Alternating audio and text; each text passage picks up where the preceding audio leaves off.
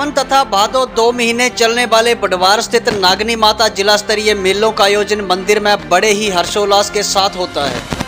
हिमाचल के अलावा पंजाब, राजस्थान, जम्मू, हरियाणा, यूपी, दिल्ली व दूर दराज के क्षेत्रों से हजारों की संख्या में इन मेलों में पहुंचकर लोग माता का आशीर्वाद प्राप्त कर मुंह मांगी मुरादें पाते हैं।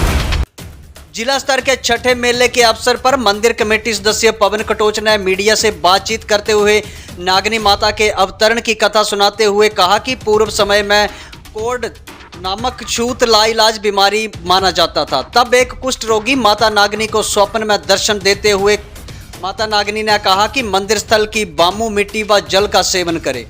जब रोगी ने स्वप्न में बताई विधि के अनुसार सेवन किया तो वह पूर्णतया ठीक हो गया। तब से लेकर मंदिर में मेलों का आयोजन हर वर्ष होता है।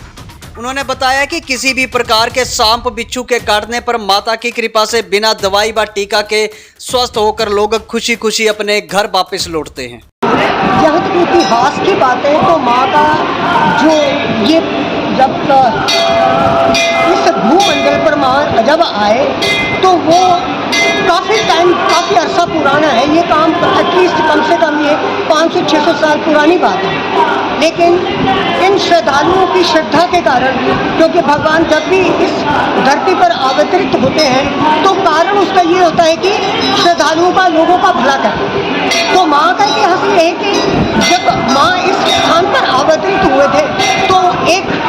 बामी के रूप में, बामी यहाँ पे एक बरनी हुआ करती थी, जो पहले आपको पता है कि बरनी के रूप में जो नाग जो है जब भी रहते हैं तो उनका निवास स्थान जो है वो एक बरनीनुमा स्थान होता है। बात ये हुई कि यहाँ पे वो लाइलाज बीमारी थी, कुष्ठ रोग हुआ किसी यहाँ पे ही सराउंडिंग में जितने भी हमारे जो गांव है वहाँ पे एक विलेज बटवार जैसे कह लीजिए, तो ये एक श्रद्धालु था जिसको अपना कुष्ठ रोग हुआ, क्योंकि वो समय ऐसा था कि कुष्ठ रोग का इलाज नहीं था और कुष्ठ रोग उसको हो गया तो हर कोई, ये उनको पता था कि छुआछूत की बीमारी है। तो जब छुआछूत की बीमारी थी तो कोई भी उसके पास नहीं जाता था। अब बात ये थी कि कोई पास जाएगा नहीं और बीमारी का इलाज जो था वो नहीं संभव था, तो उसने ये जांचना की कि मरना तो है ही है, क्योंकि मेरे पास इसकी कोई दवाई नहीं है, कोई मेरे पास आता नहीं है, इवन कि मेरी जीवन यापन का कोई आधार नहीं है, तो क्यों ना मैं कहीं जाकर अपने इस जीवन का त्याग करूं, क्योंकि मौत तो, मृत्यु तो संभव है। तो ये जो कंदरा है, ये जो आप जो बहती एक नाला देख रहे हैं, ये ऊपर जाके ये पानी कहीं और से नहीं आता, ये माँ के चरणों से ही निकलता है। ये पुरातन से चली आ रही प्रथा है। तो उसको एक दिन माँ का स्वप्न हुआ और उन्होंने कहा कि आप थोड़ा सा उस कंदरा से नीचे उतरिए और यहाँ पे एक बर्मीनुमा एक मिट्टी का भाग होगा जो उठा हुआ होगा बाकी समतल जमीन से, वहाँ पे उस शक्कर को, उस मिट्टी को लेकर और जो चरण धारा बह रही है उस गंगा जल को लेकर उसको मिक्स कर अपने शरीर पर धारण करो, और ये जब आप धारण करोगे और नहाओगे तो आपका ये जो रोग है ये यथावत बिल्कुल साफ सुथरा हो जाएगा और उसमें एक दिन प्रतिदिन आपको सुधार देखने को मिलेगा। इस प्रकार ये जो क्या हुआ, जैसे जैसे वो चीज़ करता गया और सुबह जैसे वो उठा तो उसने कहा जो मेरे स्वप्न में आया है, माँ का जो आदेश है, क्यों ना मैं, वैसे भी तो मरना है, तो ऐसा है कि जो मेरे को स्वप्न में आया है तो क्यों ना मैं उस चीज़ को प्रतिदिन करूँ। तो जब वो नीचे आया इस स्थान को, जो आप स्थान देख रहे हैं, ये जब स्थान में वो आकर उसने मिट्टी उठाई, जैसे जैसे जो स्वप्न में देखा था उसने वैसे वैसे उसको दिन प्रतिदिन वो करता गया। जब वो इस चीज़ को प्रतिदिन करता गया तो ये चीज़ जो उसको जो कष्ट था उसका कष्ट आहिस्ता आहिस्ता जो है वो प्रतिदिन ठीक होता गया। तो उसको लगा कि यहाँ देवी स्थल कोई है, कोई देवी शक्ति है। तो उसने अपनी, जब वो बिल्कुल तंदुरुस्त हो गया, अब तंदुरुस्त हो गया तो ऐसा भी उसको आभास हुआ, क्योंकि कहते हैं तंदुरुस्ती में ही भूख भी लगती है। तो जब वो किसी गांव में गया,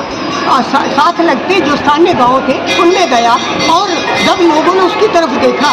कि ये तो वही है जिससे कुष्ठ रोग हुआ था, क्योंकि वो इलाज बीमारी ये ठीक कैसे हुआ, तो हर किसी को एक उत्सुकता थी कि मैं ये जानूं कि ये ठीक कैसे हुआ। तो उन्होंने उसको अपना हालचाल बताने के लिए कहा कि आप तो ऐसे थे और कैसे ठीक हो गए। तो उसने यथावत जो उसके साथ आप बीती हुई थी, जो घटना घटित हुई थी, तो उसने अपने जो सगे संबंधी थे या जो उसके सगे जो सराउंडिंग के लोग थे उनको बताया कि मेरे साथ यहाँ पे देवी शक्ति है, और मेरे को एक दिन स्वप्न हुआ, जैसे जैसे उसने मुझे बताया, अरे यहाँ जो ये जलधारा बह रही है ये गंगा जल है, इसे कभी भी वही, और जो मिट्टी है ऊपर, जो मिट्टी का जो गर्मी नुमा है उसको उखाड़ कर मेरे को जो हुआ मिक्स किया, तो मेरा ये जो रोग था वो दूर हो गया। माँ का इस तरह से जो इतिहास चलता गया, जैसे हर कोई तो हर किसी बीमारी से अपनी इच्छा को लेकर वो जो कि ग्रसित है, हम सारे जो लोग जितने भी श्रद्धालु आज भी आप देख रहे हैं जो आ रहे हैं, तो वो इसीलिए कि अपनी श्रद्धा है उनकी और कुछ न कुछ मन में इच्छा है। तो ये खास कर, और जब वैसे तो थ्रू आउट ईयर पूरे वर्ष भर में लोग माँ के दर्शनों के लिए आते हैं, अपनी इच्छाओं की पूर्ति के लिए आते हैं, बट ये जो आप सोन भादो, ये जो जब माँ के मेले शुरू होते हैं हमारे,